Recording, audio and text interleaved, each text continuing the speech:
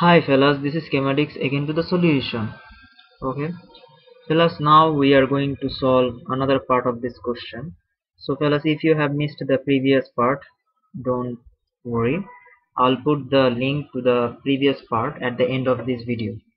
So let's carry on.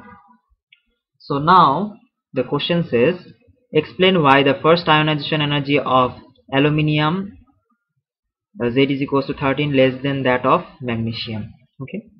Well, let's have a look to the what uh, graph that we have solved before. Where is it? Where is it? Here is it. Here is it. Okay. So this was the graph. So in here, uh, aluminium. Where is aluminium?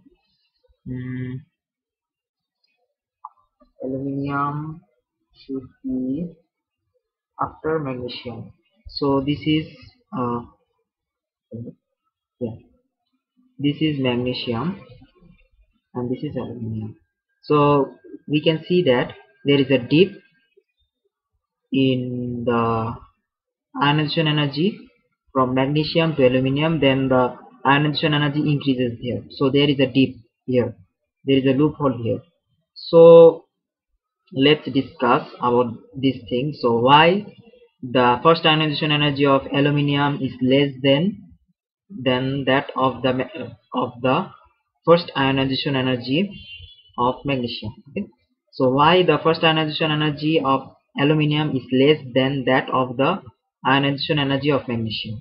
So let's talk about it.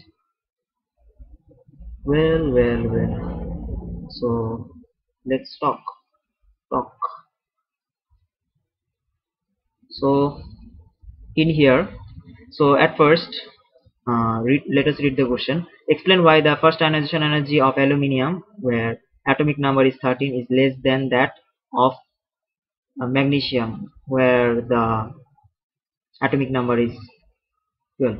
Okay, so at first, before answering this question, let us have a look to the atomic electronic arrangement of aluminium and magnesium. Okay, so this is the electronic arrangement of aluminium and this is the electronic arrangement of magnesium.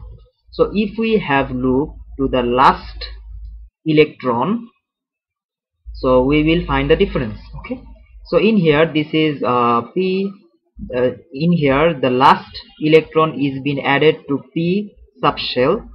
In aluminium the last electron is being filled in p subshell. Okay, and in magnesium the last electron is being added to s subshell. Okay, so this is in p subshell and this is in s subshell. So in here we need to know one thing, that uh, S subshell is more stable than P subshell.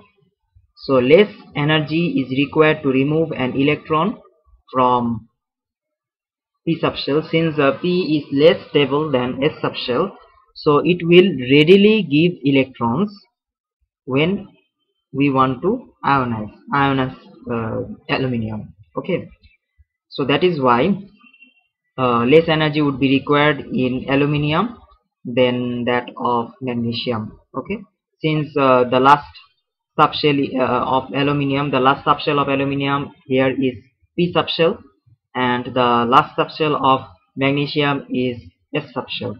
Since s subshell is more stable than p subshell, so more energy would be required to remove an electron from S subshell than in P subshell.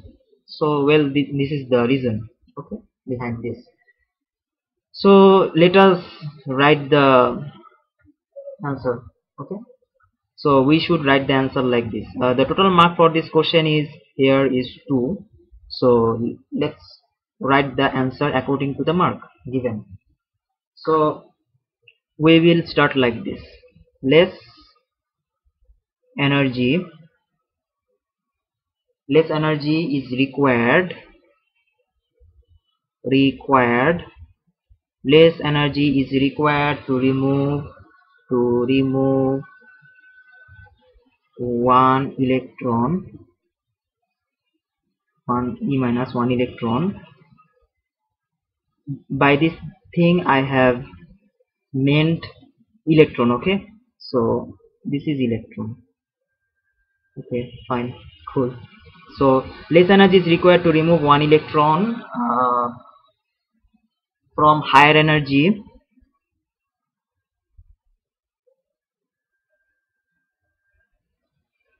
Hey boy, write faster, we are becoming bored. I know fellas, you are becoming bored, but it takes time to write. Okay, less energy is required to remove one electron from higher energy 3p subshell. 3p subshell of aluminium. 3p subshell of aluminium. Then that of lower energy 3s subshell of magnesium. So if you write like this, then you will gain full marks, full 2 marks. Okay, so for 2 marks we need to write this sheet. Okay, so here less energy is required to remove one electron from higher energy 3p subshell of aluminium than that of lower energy 3s subshell of magnesium. Since S is more stable than P, so this will be lower energy level, and it is lower energy level, so it will be more stable than P subshell. Alright, this is lower energy and this is high energy. Okay, we need to mention which one is high energy and which one is low energy. Okay, so here it is, your answer to this question.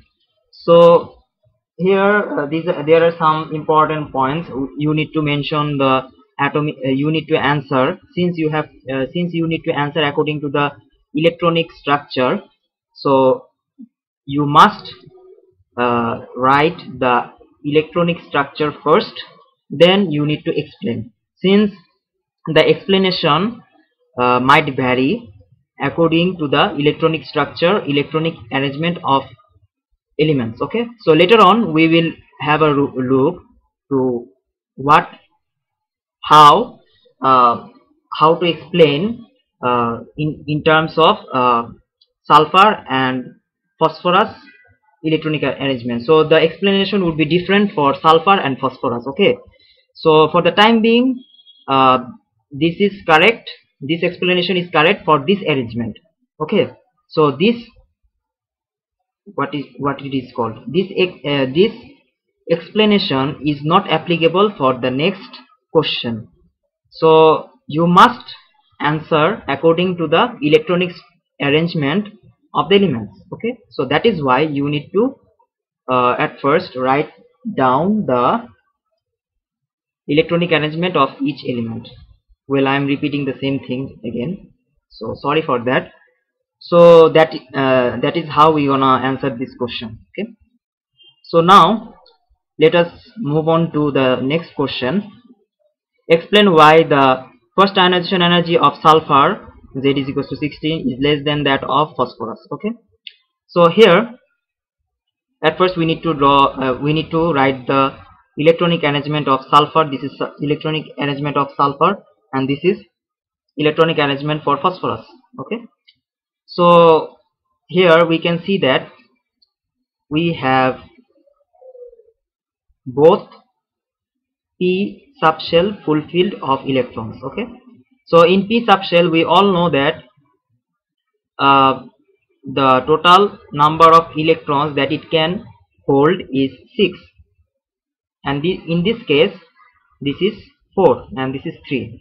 But fellas, I know that you will say that this is half filled subshell and this is full filled subshell, and uh, half filled subshell is more stable than the partially filled subshell, and so sulfur will require less energy to remove one electron from its p subshell, uh, from its partially filled p subshell, than in phosphorus from its half filled p subshell. Well, that answer is correct, but for in this case you need to explain differently.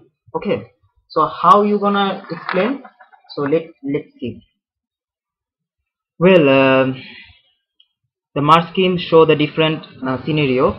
They didn't accept this way of thinking since the policy has changed. So we need to. I'm really sorry for that. We need to explain in this way. Okay. So in here, let us look at the last subshell of phosphorus. So in phosphorus, we're gonna have the last subshell, which will look like this.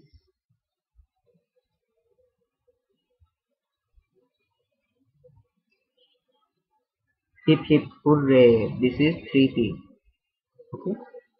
So each of them will have one electron. Since this is 3, so each of them will have one electron.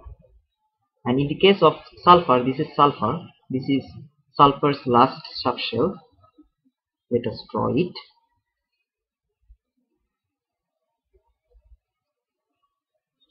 Okay. So this is p x p y then p z. Okay.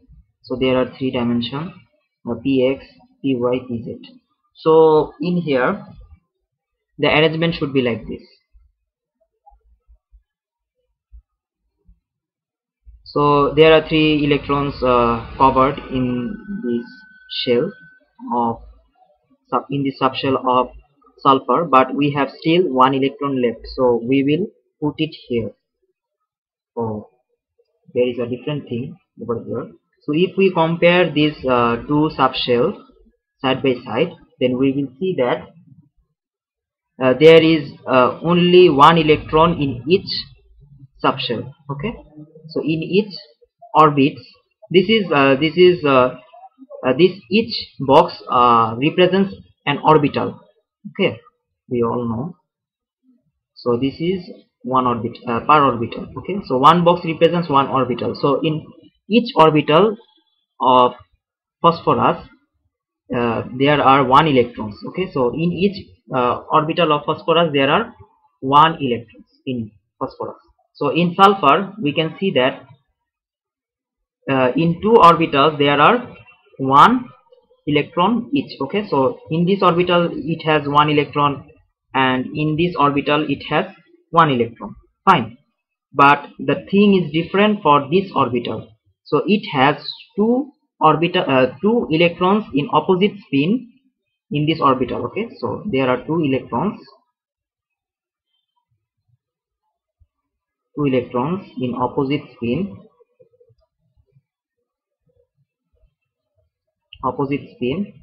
in px orbital. Okay,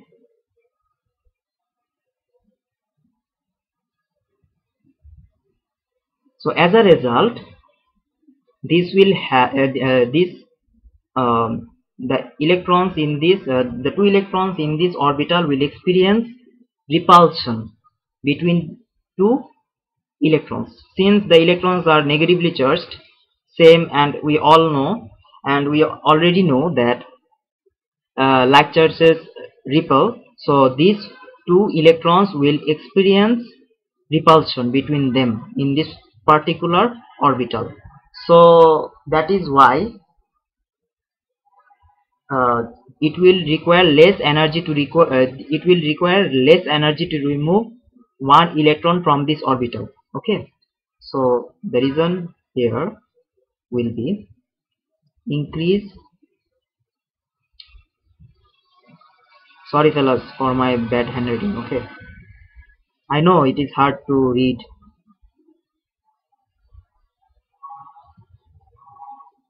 Increase in repulsion.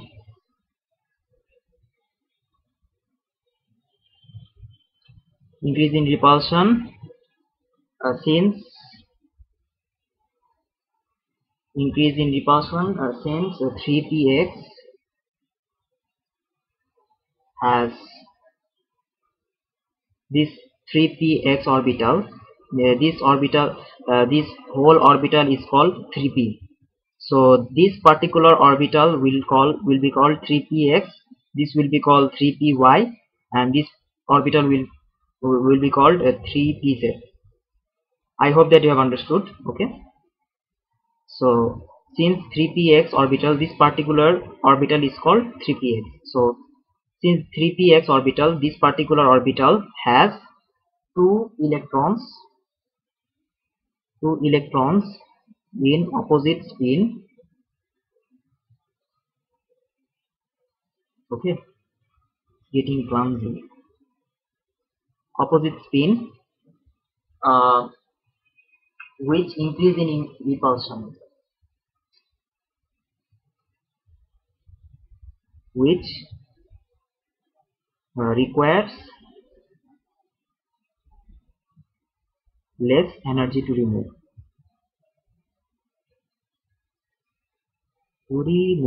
Remove. Okay. So in here there are one electron in each subshell, so more energy is required. Okay. So in here, two electrons are in same orbitals in opposite spin, so less energy would be required since there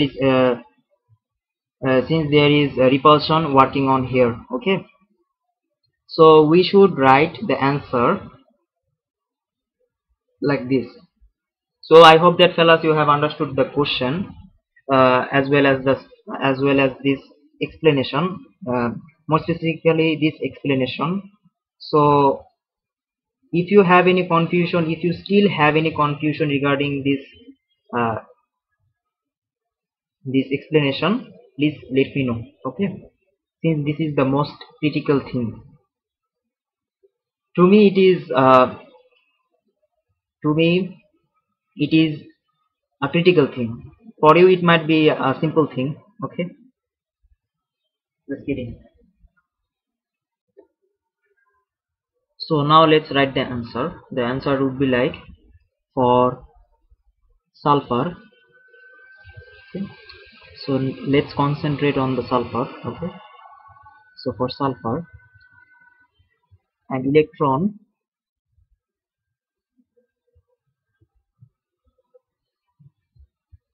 would be removed, is removed, is removed from a pair of electrons. Okay, from a pair of electrons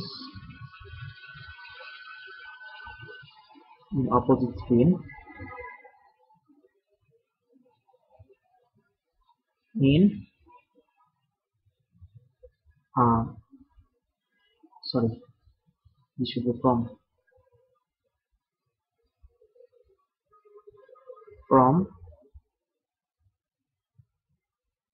full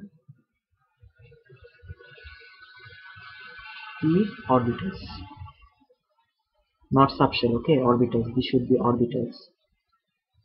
So for sulfur, an electron is removed from a pair of electrons in opposite spin from a full p orbitals. Okay, so from a full p orbitals, an electron is removed from a pair of electrons in opposite spin from a full p orbitals. Okay, so this would result in increase in repulsion. Okay, so this results increase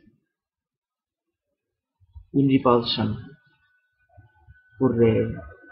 Now we can take a valuable electron from sulfur. Okay, increase, double, increase in repulsion. Okay, increase in repulsion. So this allows to remove electron with less energy. Okay, so allows electron to be removed more easily. So this allow electron to remove to be removed more easily. This allows electron to be removed more easily with less energy. Okay, so this is how we gonna write the answer. So we need to answer more specifically with sulfur. Okay, because there is a difference in sulfur. So the only thing that happens in sulfur, not in phosphorus. That's because all the things are normal in phosphorus. Okay, so things are normal in phosphorus, or in other words, that we can say things are normal. Things are totally normal with phosphorus. Okay, so that's the thing. So that is why we just concentrate on sulfur, not phosphorus, because everything is normal with phosphorus.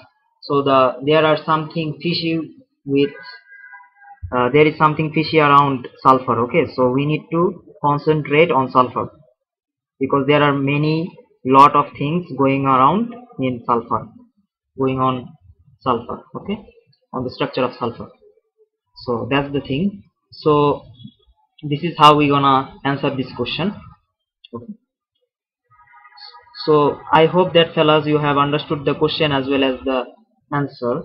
So if you have any question regarding this topic, regarding this solution, please let me know in the comment section. I'm always there to help you out. I'm happy to help you out. Okay. So that's it for today. On the next tutorial, we're gonna solve the next question D of this question paper. So until then, stay awesome, stay cool. Best of luck for your exam. Signing out, and as always, peace with chemistry.